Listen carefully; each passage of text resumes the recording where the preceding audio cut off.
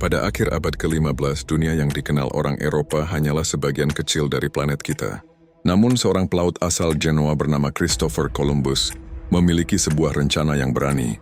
Ia percaya ada rute yang lebih cepat dan lebih langsung ke Hindia, timur yang kaya rempah-rempah, bukan dengan berlayar ke timur mengelilingi Afrika, melainkan dengan berlayar lurus ke barat melintasi Atlantik. Dengan penuh keyakinan, Columbus mempresentasikan visinya kepada para dewan kerajaan di Portugal dan Spanyol.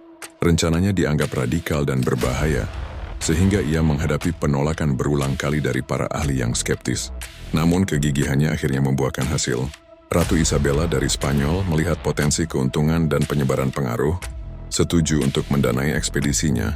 Columbus pun diberikan piagam kerajaan, membuka jalan bagi salah satu perjalanan paling transformatif dalam sejarah. Pada tanggal 3 Agustus 1492, dengan dukungan kerajaan Spanyol, Columbus berangkat dari pelabuhan Palos de la Frontera. Ia memimpin armada kecil yang terdiri dari 3 kapal, Niña, Pinta, dan Santa Maria, membawa harapan sebuah bangsa menuju cakrawala yang tidak diketahui. Perjalanan melintasi Samudra Atlantik yang luas dan kosong ternyata jauh lebih panjang dan sulit dari yang diperkirakan. Setelah berminggu-minggu hanya melihat lautan biru tak berujung, para kru mulai gelisah, takut mereka telah berlayar terlalu jauh dan tidak akan pernah bisa kembali. Ketegangan di atas kapal memuncak. Namun tepat ketika keputusasaan hampir mengambil alih, pada 12 Oktober 1492, seorang pengintai dari tiang kapal Pinta berteriak, "Tierra, tierra, darat, darat." Mereka telah melihat daratan. Columbus dan krunya mendarat di sebuah pulau di Bahama, yang ia sebut San Salvador. Ia menancapkan bendera Spanyol, mengklaim tanah itu untuk Spanyol, dan secara keliru percaya bahwa ia telah mencapai pinggiran Asia. Dalam perjalanan pertama ini, tragedi menimpa ketika kapal utamanya, Santa Maria, karam di lepas pantai Hispaniola pada malam Natal. Keberhasilan pelayaran pertama memicu era eksplorasi besar-besaran. Columbus kembali ke Spanyol sebagai pahlawan, dan segera mempersiapkan pelayaran berikutnya dengan skala yang jauh lebih besar.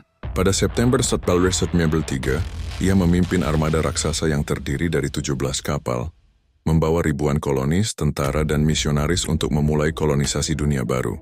Dalam pelayaran kedua ini, ia menjelajahi lebih jauh kepulauan Karibia, termasuk Kuba, Jamaika, dan Puerto Rico, memperluas klaim Spanyol.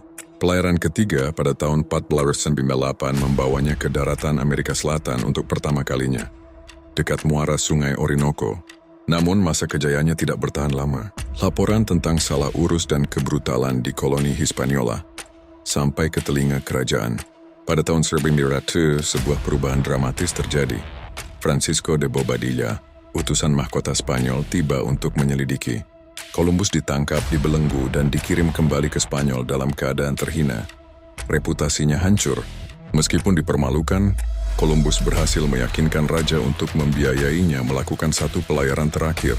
Pada tahun 1502, ia memulai pelayaran keempat, sebuah upaya terakhir yang putus asa untuk menemukan jalur ke Samudra Hindia.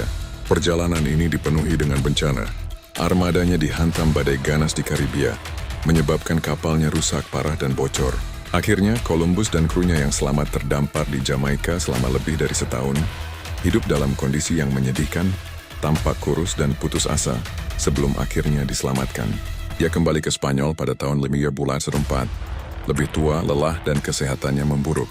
Warisan pelayarannya sangat kompleks dan kontroversial. Di satu sisi, ia adalah navigator ulung yang menghubungkan belahan bumi timur dan barat, memicu pertukaran Columbus yang mengubah dunia. Di sisi lain, kedatangannya menandai awal dari penaklukan brutal, perbudakan, dan kehancuran besar bagi populasi dan budaya asli Amerika. Kisah Columbus adalah pengingat abadi tentang bagaimana penemuan dan kemajuan dapat membawa konsekuensi yang mendalam dan seringkali tragis.